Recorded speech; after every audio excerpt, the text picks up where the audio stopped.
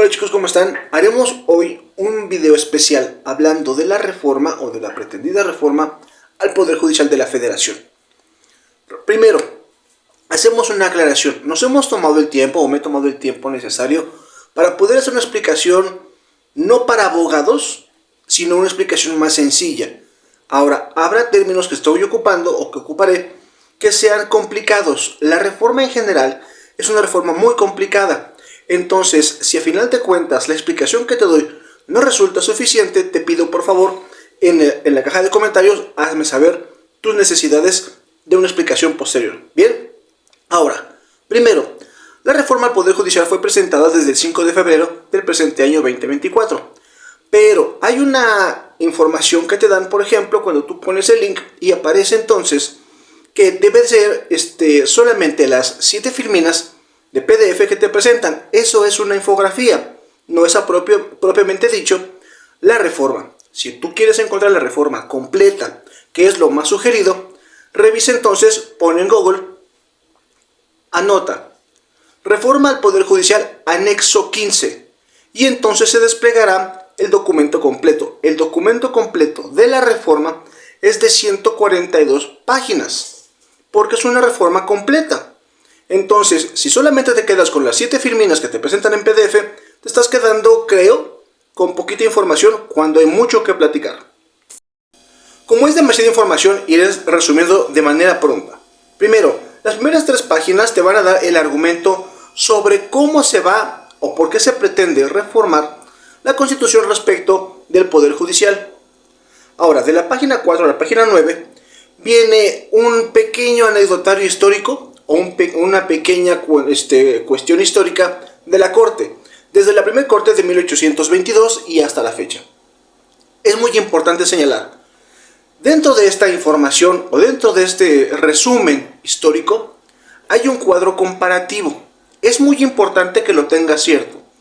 En este cuadro comparativo te van a decir, por ejemplo, cuál es la Constitución que habla, cuáles son los nombramientos que existen, cuál es la duración de los nombramientos, cuáles eran los requisitos y cuántos eran sus integrantes. Como dato curioso, la Constitución de 1917 señala que los ministros eran vitalicios y solo podían ser removidos por causas de condena por juicio de responsabilidades. La página 13 habla del Consejo de la Judicatura, de cómo se establece a partir de 1996 y qué engloba, qué se trata o cómo se come el Consejo de la Judicatura. Iré desmenuzando poco a poquito. La página 14 ya te habla entonces de la reforma al Poder Judicial. La 15 y 16 te habla del modelo de judicialización que existe en el mundo. Esto es, cómo se eligen los jueces en algunos países. Por ejemplo, es distinto cómo lo hacen en donde existe un derecho romano o un modelo que le llaman en todo caso un modelo burócrata propio del derecho latino, derecho romano. Y aparte también te habla de lo que sería un modelo que le llaman ellos profesionalista. Este es el modelo que se lleva en países donde se gobierna con el Common Law, como Estados Unidos, Canadá y Reino Unido. Diferencia en lo primero, en el modelo latino o en el modelo romanista, tiene que ver con que son especialistas solamente en juzgar. Diferencia en el modelo profesionalista o de Common Law, como Harvey Specter, por ejemplo, ellos a final de cuentas, las escuelas y los colegios de abogados son quienes determinan o quienes impulsan a las candidaturas para que se puedan hacer las elecciones y las selecciones de los nuevos jueces. Es distinto y a final de cuentas México lo que está planteando es hacer algo híbrido, si fuera el caso.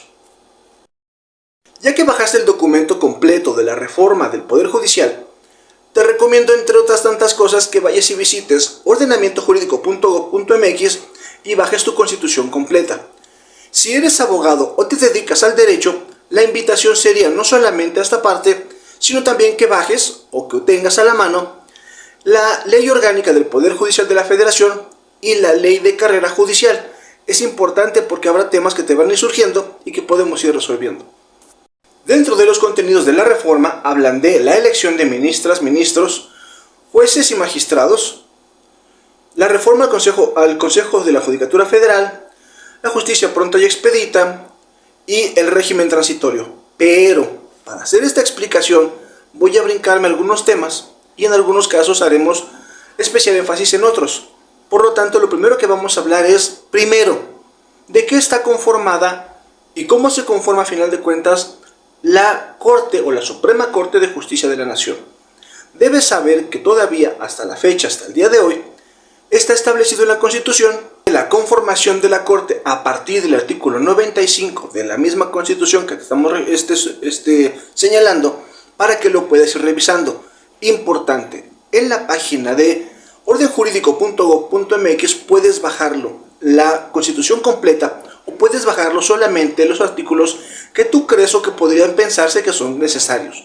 A final de cuentas vamos a caminar a partir del artículo 94 para esta situación o para este video. Muy importante.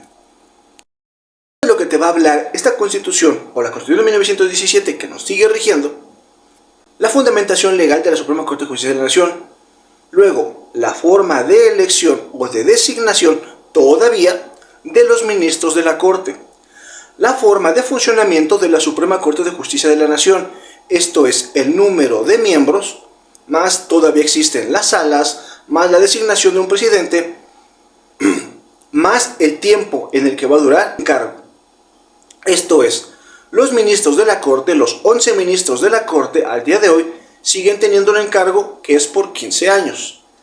En este aspecto, la nueva o la reforma planteada habla de la disminución del número de ministros, de 11 a solamente 9 ministros de la Corte, con un presidente nada más. Es importante señalar, en todas estas situaciones de la Corte, siempre se plantea que sean números impares, para que no existan opiniones encontradas que a final de cuentas empaten o no permitan el avance de un asunto. Pero el funcionamiento de la Corte, a partir de lo que menciona la reforma, solamente será en pleno, ya no existirán las salas.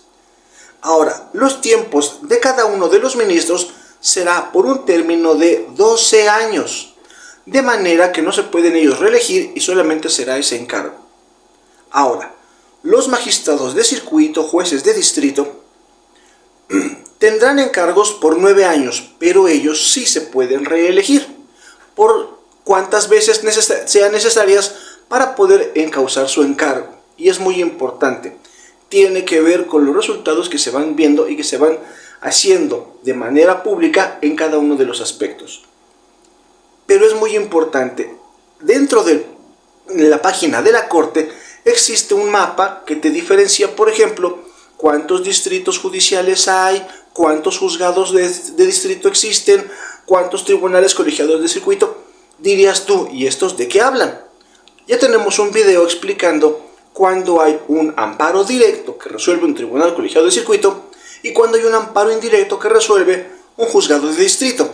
Todas las vertientes y todo lo necesario ya está en un video previo. Ahora, es muy importante que tengas en claro, los tribunales colegiados de circuito del país se rigen o a final de cuentas están generados o creados por 3 magistrados. Magistrados, no ministros. Los ministros solamente son de la Corte. Los magistrados son de los tribunales colegiados de circuito. Existen solamente 309 tribunales colegiados de circuito, tanto de materia de amparo como en materia de apelaciones. Pero ese será tema para otro video. Ahora, existe entonces también jueces de distrito, que son 447 jueces de distrito, más los nombrados tribunales colegiados de circuito. A final de cuentas son 1.374 juzgadores o empleados que tienen el cargo de impartir la justicia dentro del país. Entiendo que el video es largo y por lo tanto puede resultarte en algún momento un poco tedioso. Te sugiero a final de cuentas que cuando no entiendas algo puedes regresar al video. Y si a final de cuentas, tampoco regresando al video, se aclaran tus dudas, me lo hagas saber en la caja de comentarios, por favor. Ahora, vamos a este punto. Es importante, ya que bajaste tu Constitución, que tengas cerca señalado o que bajes por artículos el 17 constitucional, que habla de los procesos y de cómo se van a llevar a cabo. El 39 constitucional, que eso ya caminado lo anterior. Ahora te hablamos de que habla el artículo 41, que tiene que ver con la designación de los poderes. El artículo 41 habla de cómo está conformado el Estado mexicano. El artículo 49 te habla de la división de poderes. De ahí te sugiero en todo caso que pases al artículo 94 y vayas revisando ciertos párrafos. Primero, tercero, cuarto, sexto.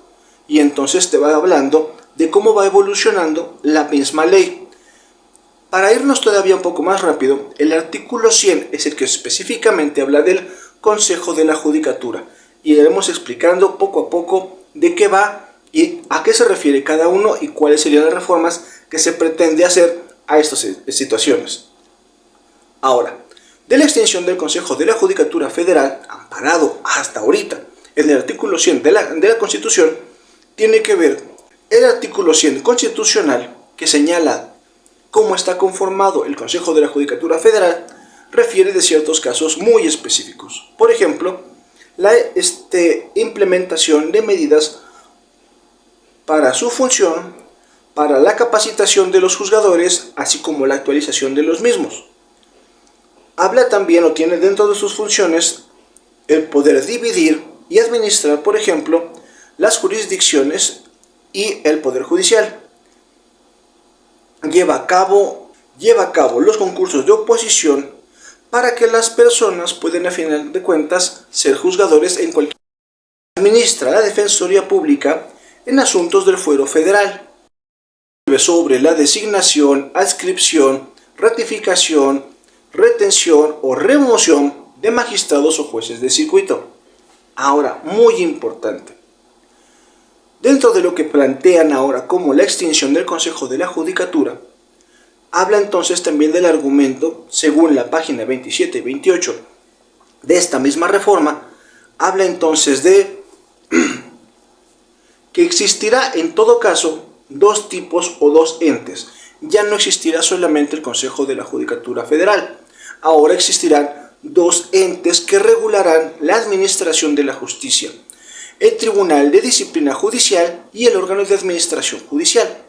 Es muy importante porque cada uno de ellos tendrá asignaciones distintas. Ambos están o serán, a final de cuentas, parte o tendrán en todo caso 5 personas que serán aquellos que decidirán entre otras tantas cosas, y ahí vamos.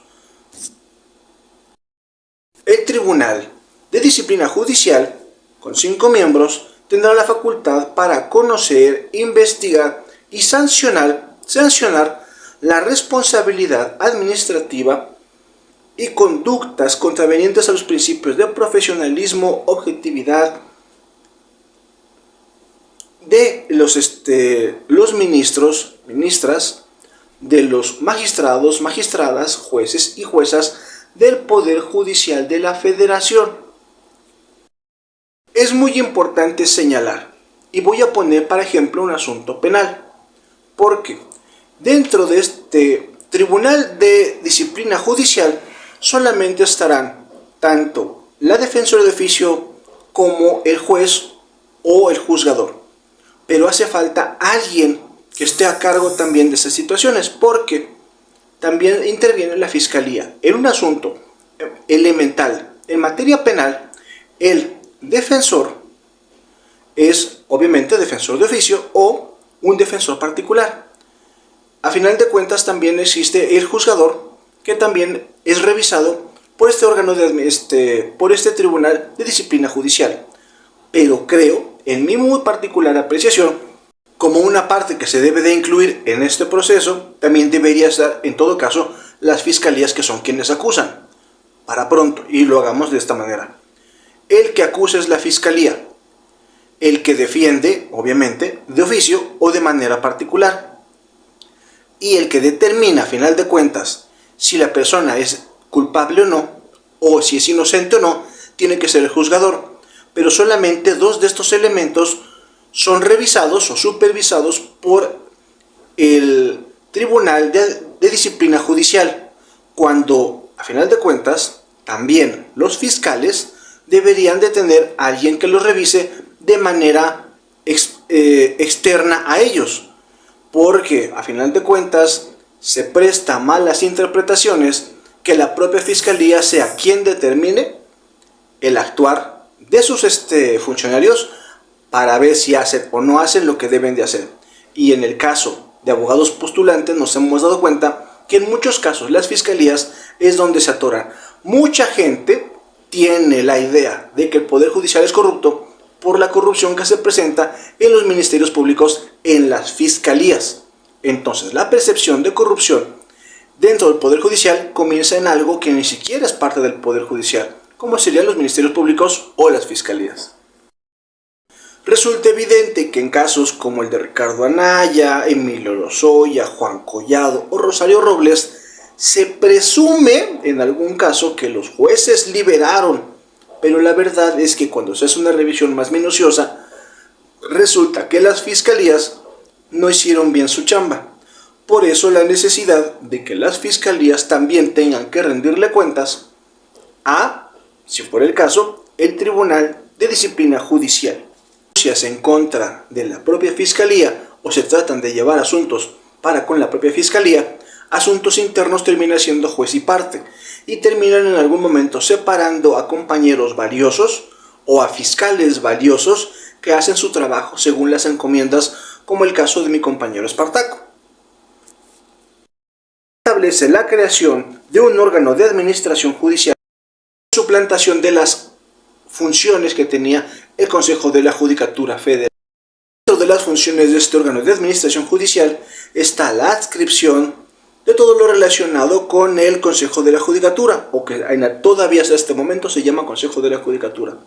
Por ejemplo, el control interno del Poder Judicial de la Federación, la determinación del número de circuitos y de tribunales colegiados, la división de los circuitos, las competencias territoriales, la especialización de materias de los tribunales colegiados de circuito, de los tribunales colegiados de apelación y de juzgados de distrito, así como el ingreso y separación de personal judicial, la formación, muy importante, la preparación, muy importante, la evaluación de desempeño y la administración de los recursos humanos, materiales del Poder Judicial de la Federación.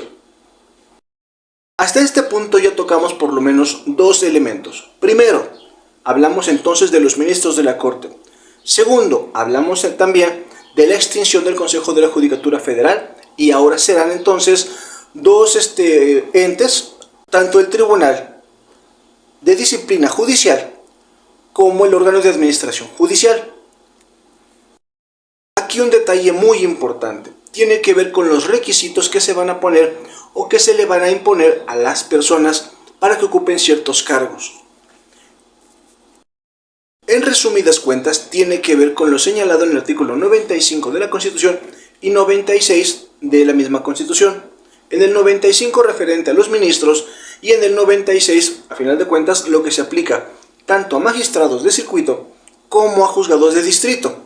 Pero hay una situación ahí muy importante. Dentro de todos estos requisitos, solamente cambia la situación de las designaciones por las elecciones.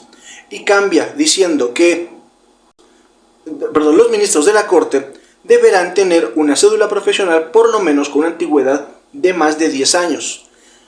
Y los tribunales colegiados de circuito, o los magistrados de los tribunales colegiados de circuito y los jueces de distrito, solamente deberán tener una cédula profesional con un antecedente o con una antigüedad mínima de 5 años para poder demostrar una experiencia.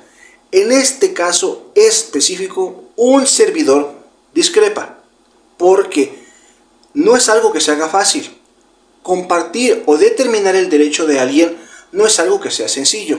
En todo caso, con esta misma situación y bajo este mismo entendido, yo sugeriría a Carlos Venegas que a final de cuentas se aumentara el procedimiento, o se aumentara en todo caso la antigüedad de la cédula, que quedara en 15 años para cualquiera de los cargos, y un dato muy importante, que por lo menos se tenga una especialización vía la Escuela Judicial Federal, para que entonces, y ya con estos antecedentes, la persona demuestre que puede ser juez, para que no tengamos de pronto a jueces improvisados recién salidos de la universidad o que solamente tengan 5 años de tener su cédula, que no tengan experiencia y que a final de cuentas ya son jueces porque en algún momento alguien los propone, y a la elección es al punto siguiente al que vamos. es muy importante que lo tengas cierto. Se necesita que en los requisitos exista un requisito séptimo que hable de la especialización y de la experiencia comprobada de las personas que tendrán el cargo de jueces y o magistrados o magistradas. ¿Bien? Ahora, muy importante. Reforma al artículo 96 que aparece, vamos a esta parte, en la reforma que ya bajaste, aparece después de la página 56 me aparece, está un cuadro comparativo sobre lo que ahora dice la Constitución y lo que se pretende que diga. Ahí es muy importante ver revisando y a final de cuentas en el artículo 96 cuando te habla de los requerimientos, ahí te va a señalar y de cómo se designan a las personas o a los candidatos. ¿Por qué? Los candidatos para ser votados dentro de las magistraturas y dentro de los juzgados de distrito, a final de cuentas serán, y de los ministros de la Corte, serán 10 personas propuestas, 10 por el Ejecutivo, 10 por el Judicial, 5 personas por los senadores y 5 personas por los diputados. Importante, si alguno de los poderes no puede o no propone o no tiene candidatos, no podrá hacerlo a manera discrecional en otro momento. Tienen una fecha límite para presentar sus candidatos. Ahora, hay un detalle ahí muy importante, porque no habla de que sean candidatos en común. ¿A qué me refiero con esto? A que el mismo candidato que vaya por el presidente vaya también por los legisladores, o que el mismo candidato del presidente vaya por la Corte, o de igual manera como se puede ir salteando. Bien, entonces esta parte es bien importante porque no lo delimita la ley, y recuerden que aquello que no está delimitado puede ser fácilmente aducido por el ciudadano. Bien, ahora es muy importante que estos candidatos van a ser presentados ante el Senado de la República para que ellos los valoren y los evalúen. Hace unos días platicábamos con algunos compañeros en TikTok. Es muy importante que tú sepas por quién vas a votar. Prácticamente sería tu derecho y también tu obligación el conocer por quién estás votando para dejarle el cargo o para darle un cargo tan importante como impartir justicia a nivel federal. Entonces no es porque vengan y lo impongan, porque es la otra parte. Las personas que sean propuestas como candidatos no pueden hacer campaña de manera política. Entonces, en cuanto lleguen a ser candidatos, ya no será el candidato del PRI, PAN, PRD, de Morena, PBM, PT, no. Será solamente fulanito que pretende ser tal situación o que pretende tal encargo. Dejarán en todo caso de ser partidos, porque es bien importante señalarlo. La misma reforma dice que no se puede hacer campaña política y que tampoco será campaña ni de manera individual, así como de manera institucional. ¿Por qué vamos a este punto? Solamente podrán hacer o darse a conocer de manera especializada en radio, televisión o medios de comunicación a los que sean invitados de manera gratuita. Por lo tanto, jamás vas a ver un pin o una barra que diga yo soy fulanito, yo perenganito, porque es la otra. ¿Cuál sería la propuesta? ¿Voy a utilizar, no voy a hacer caso de tal área de la ley? Entonces esa parte sería complicada. A final de cuentas, lo que importaría en este tipo de situaciones sería cuáles son las resoluciones que tienes que ver. Qué tan complicado ha sido alguna situación y cómo has llevado a buen puerto ese específico o ese asunto en específico. Hemos comentado que para los ministros de la Corte el encargo sería solamente por 12 años sin posibilidad de reelección. En cambio, los jueces y magistrados de los juzgados de distrito y tribunales colegiados de circuito tendrán un encargo por 9 años y podrán reelegirse las veces que ellos consideren o que sean necesarias o que la gente siga votando por ellos. Si bien en este punto también las reformas tienen que o atañen a final de cuentas también al Tribunal Electoral del Poder Judicial de la Federación, no estoy haciendo caso ni mención de estas situaciones porque es mucho argumento y en mi consideración es demasiada paja que no te funciona a ti ni a mí, solamente funciona a los partidos políticos. Entonces, en algún caso, ellos tendrían, a final de cuentas, que financiar, ahí sí, un video especial para poder explicarles a ellos, que dudo que no tengan personas que lo puedan explicar, cuál sería la repercusión para el Tribunal Electoral del Poder Judicial de la Federación. Estos tres puntos que hemos platicado, así es como medianamente va la reforma al Poder Judicial de la Federación. Quiero hacer una nota al final. La extinción del Consejo de la Judicatura Federal puede dar certeza al quitarle a la Corte la carga de ser juez y parte en algunos casos, al incrementar la revisión del actuar de los juzgadores. Pero sería lo más justo, en este entendido de que hay tres partes en un juicio, que también se incluya en todo caso a las fiscalías o a la Fiscalía General de la República. No solamente para revisar su actuar, sino también en todo caso para administrar su actuar y que a final de cuentas el Consejo de la Judicatura, el nuevo órgano de administración judicial sea quien vea la especialización tanto de los fiscales como de los jueces, que haga las promociones suficientes para el correcto actuar tanto de los fiscales como de los jueces, porque nos importa a todos, incluyendo. Me permitiré hacer una pequeña nota al final. Estamos en la tremenda oportunidad de profesionalizar y de exigir que se profesionalice a los juzgadores y a los impartidores de justicia.